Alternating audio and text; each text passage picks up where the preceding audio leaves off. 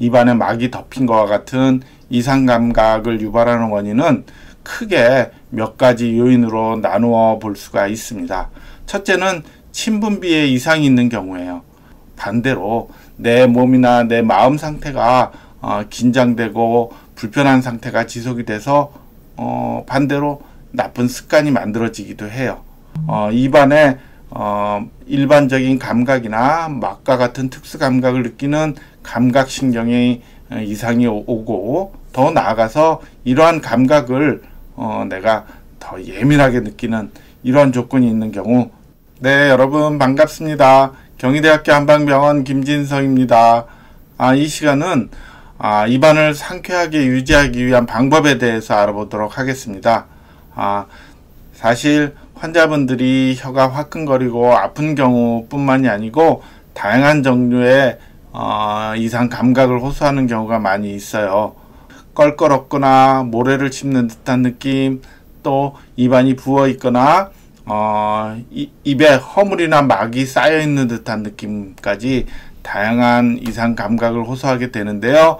이러한 느낌이 오는 주요한 요인이 무엇인지 알아보고요. 각 요인별로 어떻게 슬기롭게 대처하는 것이 좋은지 자세히 말씀드리도록 하겠습니다. 먼저 입안의 이상 감각과 관련된 환자 증례를 살펴보도록 하겠습니다. 38세의 여자 환자였어요. 비교적 젊은 환자였는데요. 혀가 화끈거린다 라고 호소하고 있었습니다. 그 화끈거리는 정도는 그리 심하진 않았는데, 주로 혀 끝에서 화끈거린 것이 통증으로 느껴지는 경우가 자주 있다고 하였고요. 오늘의 주제와 관련해서 이상 감각을 같이 호소하고 있었는데, 입안 전체에 막이 쌓여있는 듯한 느낌이다 라고 호소하고 있었어요. 허물이 벗겨지듯이 입안에 뭐가 덮여있는 듯한 느낌이 지속이 된다면 입안이 불쾌한 느낌이 들 수밖에 없겠죠. 또 나아가서 입도 마르고 마른 정도가 목에까지 같이 있어서 구건인조라는 증상이 나타나고 있었습니다. 이러한 증상은 약 1년 전에 발생이 되었는데요. 대학병원의 이비인후과하고 치과병원의 구강내과를 찾아서 다양한 검사를 진행하였는데 특별한 이상이 발견되지 않았다고 해요. 이 환자는 오래전부터 비염 진단을 받고서 항히스타민제를 복용하고 있다고 하였고요. 특히 2017년도에는 감기와 같은 상기도 감염이 오면 편도가 많이 부어서 편도를 적출하는 떼어내는 수술을 하였다고 하였습니다. 저희 외래를 찾아서 단맛, 짠맛, 쓴맛, 신맛과 같은 기본 맛에 대한 평가를 하였는데요. 미각에는 특별한 이상이 없었고요. 또 입이 마르고 목이 같이 마르다라고 하였지만 실제로 안전된 상태에서 침이 흘러나오는 정도, 타액분 비율은 0.6ml 정도니까 정상 수치를 보이고 있었고요. 혀 위의 설태 지수는 12% 정도였고, 또 이와 관련해서 혀 사진을 살펴봐도 혀 전체에 환자의 통증이나 이상 감각과 관련된 형태적인 이상은 보이지 않았어요. 이 환자가 한의학적인 진단 유형에 있어서는 심화 상염의 점수가 제일 높았는데요. 이는 이제 대사가 항진돼서 화해 속성을 보이고 있다라고 그 유형을 나눌 수가 있습니다. 이와 같이 입안에 막이 덮인 것과 같은 이상 감각을 유발하는 원인은 크게 몇 가지 요인으로 나누어 볼 수가 있습니다. 첫째는 침 분비에 이상이 있는 경우예요. 실제로 침이 잘 안 나와서도 올 수 있고, 또 침이 나오지만 소량의 끈적끈적한 성분이 많은 경우도 있고, 또 침이 나와서 입안을 적절히 이제 촉촉하게 적셔 주어야 하는데 이렇게 남아있는 침이 부족해지는 어떤 조건이 있는 경우 등이 이에 해당이 되겠고요. 두 번째는 입안에 나쁜 습관이 있는 경우예요. 이 경우는 이제 입을 벌리거나 또 입안에 빨아들이는 힘, 즉 음압이 높은 경우 등이 이제 나쁜 습관이 있어서 혀를 지속적으로 자극하는 경우도 있겠고, 반대로 내 몸이나 내 마음 상태가 긴장되고 불편한 상태가 지속이 돼서 반대로 나쁜 습관이 만들어지기도 해요. 이러한 원인으로 인해서 이제 입안의 이상 감각을 유발하는 한 요인으로 작용할 수가 있고요. 세 번째는 구강 자결감 증후군처럼 입안에 일반적인 감각이나 맛과 같은 특수 감각을 느끼는 감각신경의 이상이 오고, 더 나아가서 이러한 감각을 내가 더 예민하게 느끼는 이러한 조건이 있는 경우, 이런 이제 중추성 과감작이라고 그래서 말초에 잘못된 신호가 반복돼서 오랫동안 이제 내 중추에 전달이 되면 이러한 신호를 예민하게 받아들인다는 얘기예요. 이와 같은 요인들이 어우러져서 어느 하나라기보다는 몇 가지 요인이 이런 기어처럼 서로 맞물려서 서로 영향을 미친다라고 볼 수가 있습니다. 입안에 이상 감각을 유발하는 요인 중에서 첫 번째는 구강 건조증이 해당이 된다고 하였는데요. 사실 구강 건조증은 입이 마르다는 주관적인 증상이에요.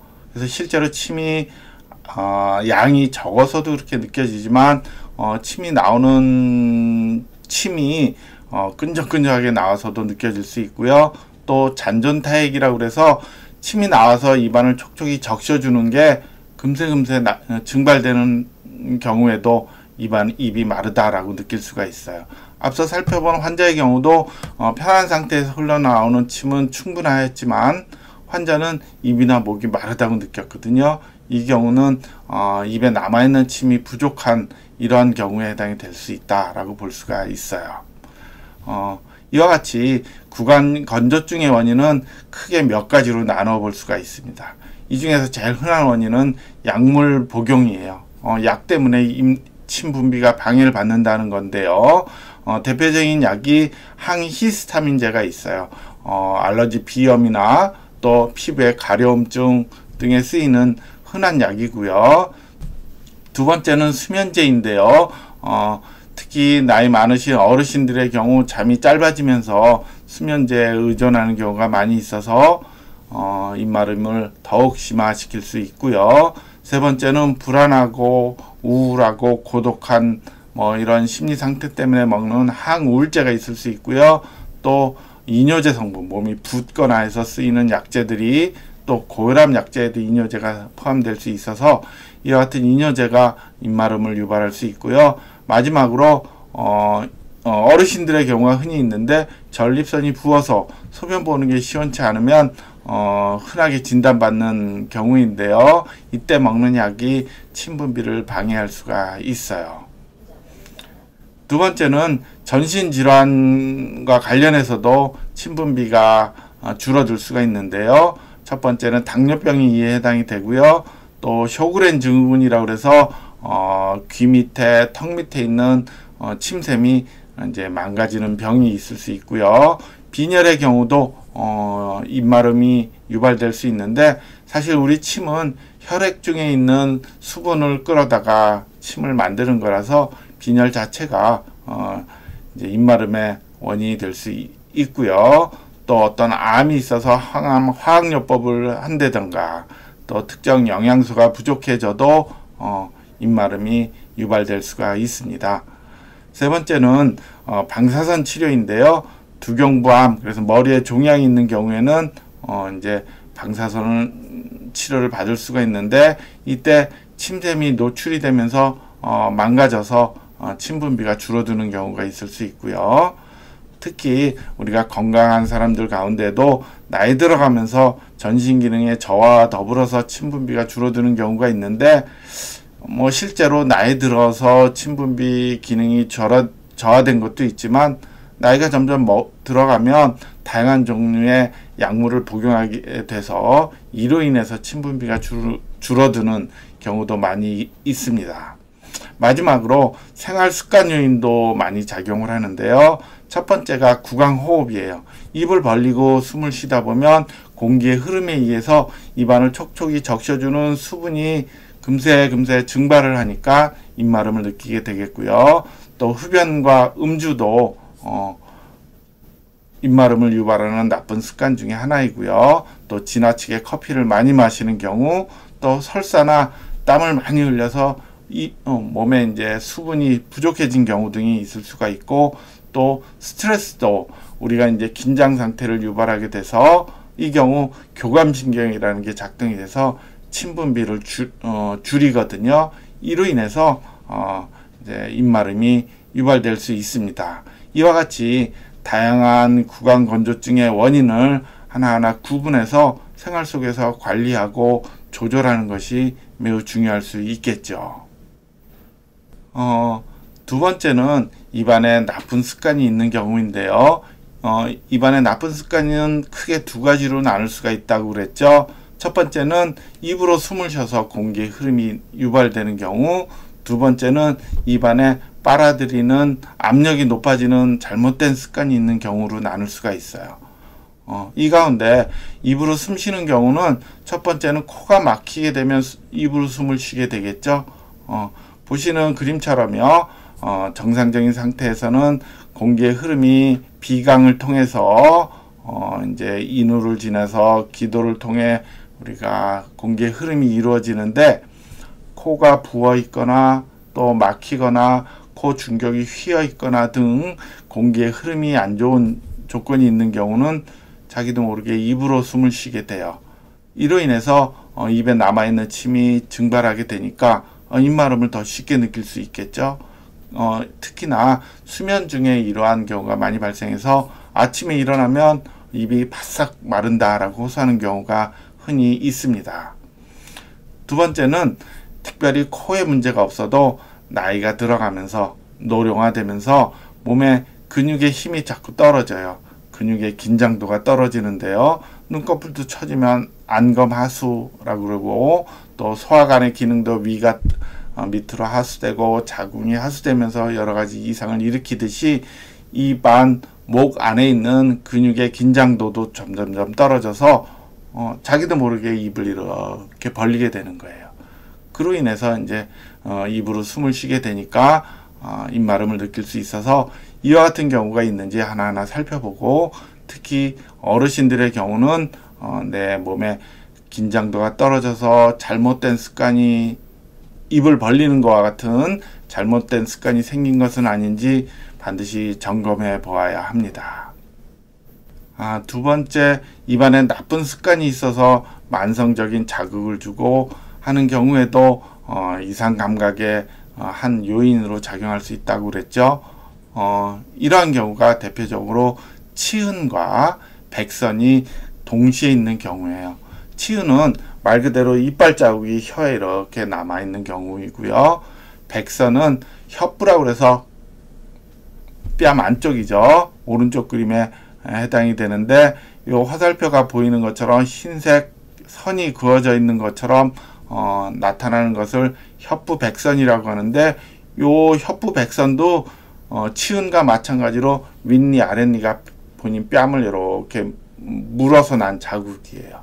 그런데 만약에 이빨 치아 상태가 여러 가지 원인으로 안쪽으로 휘어 있거나 바깥쪽으로 휘어 있으면 어느 하나만 나타날 텐데, 이 두 개가, 치은과 백선이 두 개가 동시에 나타난다는 얘기는 입에서 이렇게 빨아들이는 음압이라고 그래요. 빨아들이는 힘이 강하다는 것을 보여주는 경우가 많이 있어요.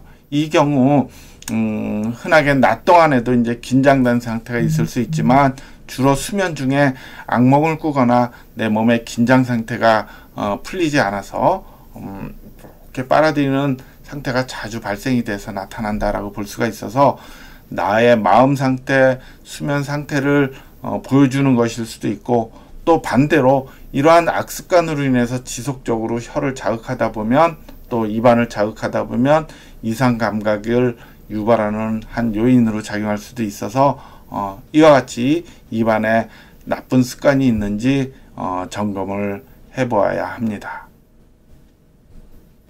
세 번째는 구강 자결감 증후군의 경우인데요. 구강 자결감 증후군은 요 네 가지 경우가 부합됐을 경우에 전형적인 구강 자결감 증후군이다라고 진단을 해요.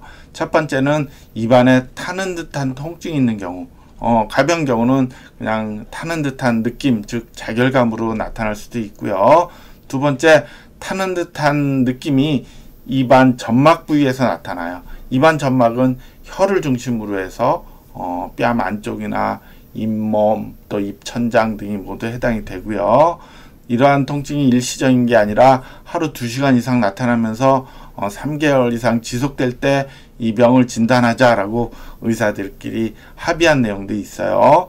마지막으로 이러한 입안 점막은 이렇게 살펴보아도 형태적으로 특별한 문제가 없어요.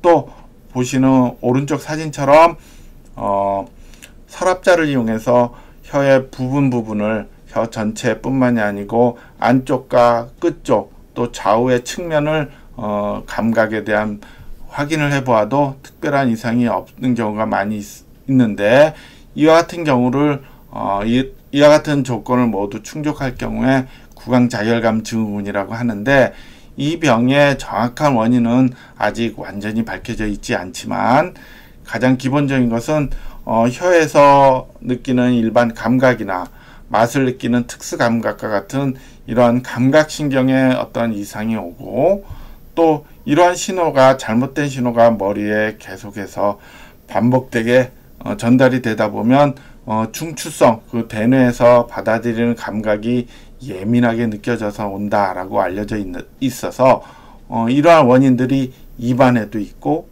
또 전신적인 원인도 있고 정서적인 원인도 있어서 이에 대한 올바른 평가가 매우 중요합니다. 이와 같이 이제 침과 관련된 요인, 입안의 나쁜 습관, 또 직접적으로 구강 자결감 증후군과 같이 혀의 말초신경의 변화와 같은 이상들이 함께 어우러져서 입안의 통증뿐만이 아니고 다양한 종류의 이상 감각들, 떨거나 껄끄럽거나 끈적거리고 또 막이 덮여 있는 것 같은 이상 감각들이 나타날 수가 있어서 이에 대한 원인을 하나하나 구분하는 것이 이러한 이상 감각을 치료하는데 매우 중요합니다. 그렇다면 이러한 이상 감각, 즉 입안의 불쾌감을 줄이기 위한 방법을 원인에 따라서 이렇게 세 가지 원인에 따라서 하나하나 구분해서 이해할 필요가 있겠죠. 첫 번째, 침분비 이상을 잘 구분해야 돼요. 약물에 의한 건지, 또 전신적인 기능의 저하인지, 특정 병 때문에 그런 건지, 아니면 생활 습관과 관련된 것들을 하나하나 점검해서 그것을 교정하는 것이 필요하겠죠. 그러면서 일반적인 원칙은 수분을 충분히 섭취하는 게 필요해요. 그런데 우리가 가끔은 하루 종일 7잔, 8잔의 물을 마셔라 라고 의사의 권고를 받고서 막 마시다 보면 저녁 식사 이후에도 많이 마시는 경우가 있어요. 이거는 좀 반드시 줄여야 하는데요. 7잔, 8잔의 물을 낮 동안에 저녁 식사 전에 주로 많이 마시고 저녁 식사 이후에는 소량만 입을 축이는 정도로만 하시는 것이 필요해요. 왜냐하면 저녁 식사 이후에도 물을 많이 마시면 수면 중에 깨서 소변 보러 몇 번 왔다 갔다 하는 야간요 증상이 나타날 수가 있어서 이 경우 오히려 잠을 푹 못 자게 만드니까 이게 일종의 스트레스로 작용하고 몸을 힘들게 만들어서 이런 불쾌감을 더 유발할 수가 있으니까 이 점은 반드시 염두에 두셔야 하고요. 또 그냥 수분만 먹기 어렵다면 구기자차나 오미자차와 같은 차 종류를 좀 즐기시는 것도 좋고요. 또 즙이 많은 야채, 지나치게 달지 않은 과일들을 섭취하는 것도 도움이 될 수 있겠고요. 혹시 껌을 사용한다면 낮 동안에 한 15분 정도 짧게, 오전에 15분, 오후에 15분 이렇게 짧게 사용하는 것이 좋을 듯 싶고요. 또 세 번째는 맛있는 음식을 먹어야 군침이 돌죠. 그런데 점점점 나이가 들어가고 입안에 이제 마르거나 이상 감각이 오면 식욕이 점점 떨어져요. 음식 맛을 잘 구분하지 못해서도 그렇고 실제로 마음 상태가 의욕이 없어서도 그럴 수 있거든요. 그러한 경우이므로 더욱더 적극적으로 맛있는 음식을 섭취하는 게 필요해요. 일단 맛있는 음식 드세요 하면 아유, 나는 먹고 싶은 게 없어 라고 고개부터 이렇게 저으시는 분들이 많이 있는데, 이런 경우일수록 아침에 눈을 뜨면 이따가 점심 때 무엇을 먹을까 한 번쯤 꼭 생각을 해서 일부러라도 적극적으로 식욕을 끌어올릴 필요가 있고요. 또 음식 맛뿐만이 아니라 어디 가서 누구랑 먹느냐도 중요하니까 보다 슬기로운 생활 관리가 필요할 것 같아요. 두 번째, 입안에 나쁜 습관이 있는 경우, 입을 벌리거나 음압, 즉 빨아들이는 힘이 강한 이러한 조건이 있다면 그 원인이 무엇인지를 구분해서 하나하나 교정해 나가야 해요. 예를 들어 코가 막히는 비염이 있다면 비염에 대한 치료를 적극적으로 해야 되겠고요. 또 수면 무호흡과 같은 경우는 이에 대해서 이제 전문의 선생님의 진찰도 받고 또 이를 치료하는 것도 필요하고요. 또 나쁜 습관과 관련해서 이를 간다던가 또 나이 들어가면서 근육의 긴장이 저하되면서 입이나 목 안에 근육이 힘이 없어서 저절로 입이 벌어지는 경우 등은 이제 전신적인 기력을 보충하고 적절히 운동을 하면서 몸의 활력을 유지하는 게 필요하겠고요. 이와 같은 방법을 통해서 입안 긴장이 완화되도록 이제 생활 속에서 뭔가 생활 습관을 바꾸는 것이 필요할 수 있겠죠. 또 입을 자기도 모르게 벌리는 조건이라면 우리 약국에서 스킨 테이프라고 살에 자극이 덜 되는 테이프를 하나 구입하셔서 이렇게 X자 모양으로 입에 붙이거나 11자 모양으로 입에 붙여서 한번 주무실 때 사용해 보는 필요도 있는데, 처음에는 조금 자극감이 있을 수 있는데 적응이 되면 도움이 될 수 있으므로 한번 본인한테 적절한지 시도해 볼 필요는 있겠죠. 마지막으로 구강자결감 증후군의 경우는 그 유발 요인이 입안에 침이 안 나오거나 뭔가 염증이나 감염 후에 온다든가 하는 요인이 있는지 살펴보고, 또 전신적인 요인으로 호르몬의 변화라든가 또 특정 영양소가 부족한 것은 아닌지, 어떤 당뇨와 같은 질병과 관련된 것은 아닌지, 전신적인 기력은 어떤지 등을 점검하는 것이 필요하겠고, 또 정신적인 요인과 관련해서는 과도한 스트레스가 있어서 이를 이제 이러한 환경에 오랫동안 노출된 것은 아닌지, 불안이나 우울, 또 어르신들의 경우 고독감이 심한 건 아닌지 등을 확인해서 적절히 관리하여야 하겠죠. 특히 한의학에서는 이러한 여러 가지 요인들을 고려해서 몇 가지 진단 유형을 나누어서 치료를 하게 되는데요. 이를 이제 변증이라고 해요. 이와 관련돼서 몸에 이제 대사 기능이 많이 항진되어 있어서 화의 속성을 보이는지, 또 몸에 이제 기능이 저하돼서 허증의 양상을 보이는지를 구분하는 것이 매우 중요합니다. 환자의 유형을 잘 나누는 것을 한의학에서 변증이라고 하는데요. 앞서 살펴본 환자의 경우는 젊은 환자로서 몸에 부족한 것이 있다기보다는 대사 기능이 항진될 수 있는 요인이 정서적인 스트레스가 몸에 쌓여서 나타나는 양상으로, 이를 이제 한방에서 심화라고 하는데요. 심화가 상염됐다라는 진단 유형에 해당이 되어서 초기에 회춘 양격산이라는 약제를 2주 정도 사용을 하였고요. 그 이후에 환자가 불안하고 가슴이 두근거리고 하는 어떤 심혈어 증상이 밑바탕에 깔려 있어서 이를 보완하는 보혈안신탕을 사용해서 현저히 좋아진 그런 예에 해당이 됩니다. 이상으로 입안에 불쾌감이 나타나는 원인을 각 요인별로 살펴보고요. 이에 대한 현명한 생활 대처 방법과 한의학적인 진단 유형에 대해서 말씀드렸습니다. 감사합니다.